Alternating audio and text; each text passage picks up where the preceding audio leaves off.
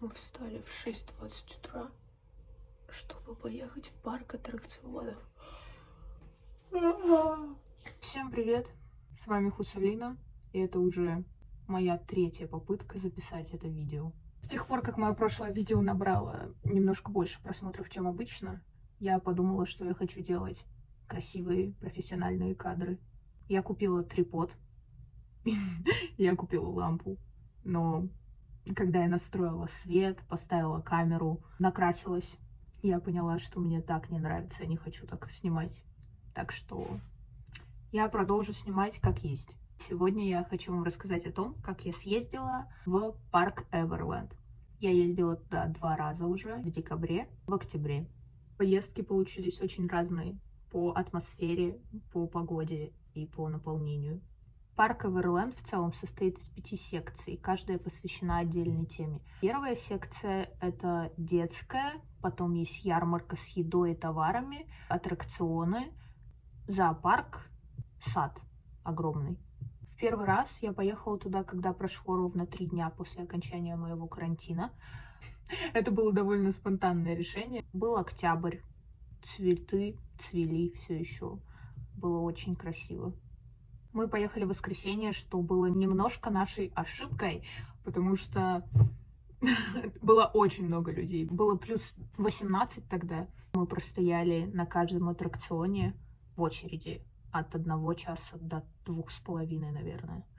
Парк открывается в 9 утра, поэтому в 7:40 мы уже были на Канаме, мы встали в 6. Мы, если честно, в тот момент думали, что мы будем единственными, кто захочет поехать в парк, который находится в 2,5 часах езды от центра города. Время было 10 минут до открытия парка. Но когда мы вышли из автобуса, мы поняли, что там были 1000 человек. Я не преувеличиваю, там были 1000 человек. Я настолько в тот момент офигела, что я даже не сняла эту толпу. Потому что мы реально в тот момент думали, что мы будем единственными, кто захочет поехать в парк в такую рань. Но нет. В отличие от предыдущего раза, никого нет. Абсолютная пустота. Если бы вы видели предыдущую очередь, здесь все было заполнено до самого конца. В каждом месте стоял человек. Все было очень здорово. Мы зашли в парк. Была тема тогда Хэллоуин. Все было очень красивое, украшенное. Нам очень повезло, и мы смогли зайти без особой очереди. В прошлый раз здесь было не протолкнуться. Сейчас здесь абсолютно пусто. Я наслаждаюсь каждым моментом. На входе нас встречает какая-то башенка. На мечеть. О, Россия, матушка! О, неужели это мой родной храм, который у нас в центре? Я забыла, это Спас на Крови, по-моему, да? Спас на Крови. Всякие ярмарки, еда. О, мы идем сюда. Всякие штучки. Смотрите. Итак, как вам ободочек? Или жираф мне больше шел? Жираф больше шел. И в целом все было сначала прикольно. Мы зашли, попали сразу же в секцию с ярмаркой. Еда, все открыто, куча всяких ободочков, прикольных штучек. У нас глаза разбегались, мы не знали, куда идти. Купили себе сразу же, я купила себе прикольный ободочек. Но когда дело дошло до самих аттракционов, все пошло немножко не туда. Первый аттракцион, который нас встречал, была небольшая американская горка.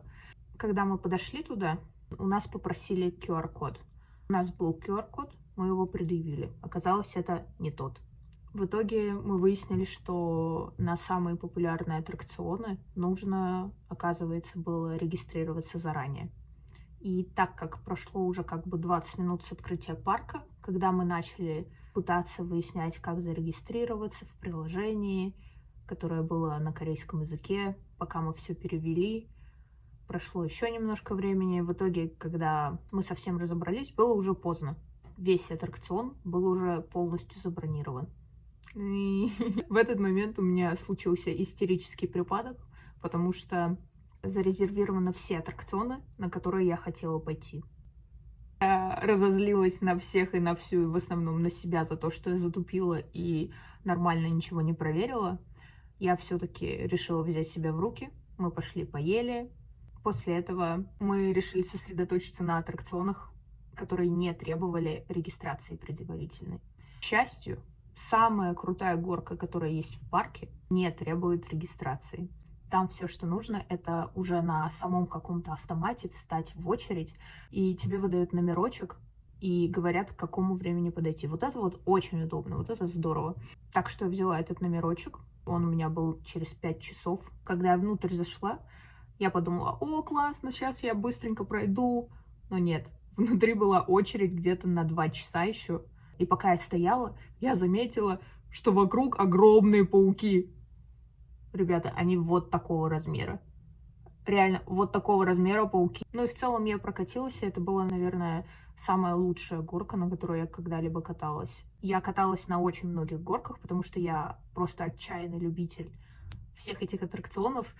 И, если честно, у меня уже такой иммунитет ко всем этим горкам, что меня уже не впечатлить ничем. Они создали музей того, что люди теряли здесь. В этот раз на Ти-экспрессе нет абсолютно никого. Абсолютная пустота. Эта горка мне прям понравилась. Я вышла, я была в восторге. Я подумала: наконец-то мне понравилась хоть одна горочка. Ура! До того, как я сходила на горку, мы еще успели побывать в сафари. Я вообще не очень поддерживаю всю тему с животными, которых держат в клетках, но здесь они были в довольно хороших условиях. Конечно, к ним каждый там 5 минут заезжает грузовичок с людьми, которые на них смотрят. Но в целом у них был большой такой барьер. Все животные могут спокойно ходить. У них есть там игровые зоны. Ну, вроде здорово. Не знаю, здорово или нет, но в целом нормально. Самым любимым моим местом во всем парке Эверленд стал сад. Так как мы приехали уже в конце октября, в тот момент все розы уже успели отцвести. Но это оказалось огромным плюсом, потому что вообще не было людей. И мы там так здорово душой и телом отдохнули. Там такой красивый сад. Мы так классно походили. Там так спокойно. Я так люблю такие места.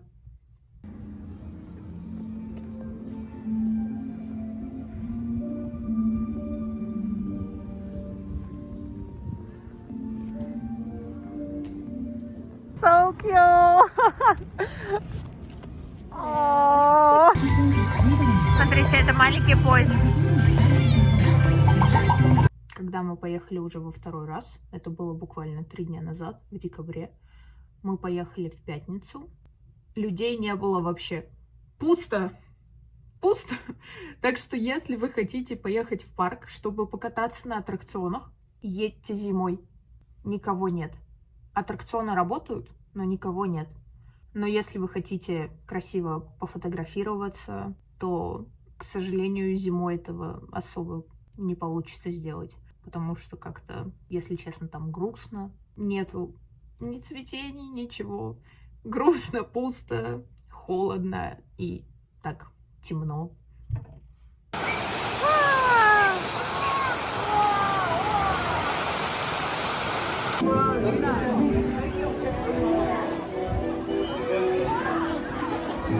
Вроде бы возле этой машины снимались BTS. Или ее сюда привезли, я, если честно, не очень поняла. Еще в парке есть парад. В октябре мы попали на Хэллоуин. Ну так, забавно. Мне кажется, для детей здорово. Он проходит 2 раза в день. Мне кажется, ночью он прям здоровски смотрится, но мы не дожидались. Ни в первый раз, когда я поехала, ни во второй раз. В декабре они все готовят для Крисмаса и Нового года. Мы, если честно, все очень сильно смеялись с того, что все актеры, нанятые для этого шоу, они все были европейцами.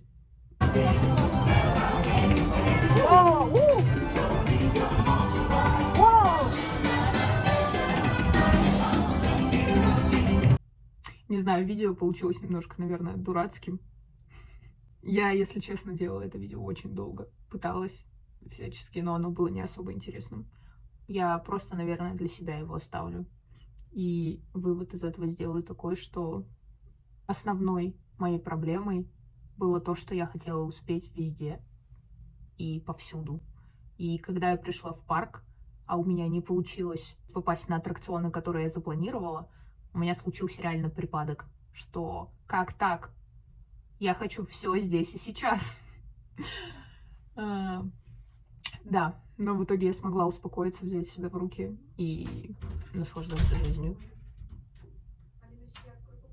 Да, я допишу видео, погуляю еще минут 5-10. Так, у нас наступила ночь. Теперь все очень красиво резко стало. Конечно, в таком парке мне нравится гулять больше, чем в дневном. Вот. Здесь у нас машина с BTS где-то есть. Ой, что-то я устала.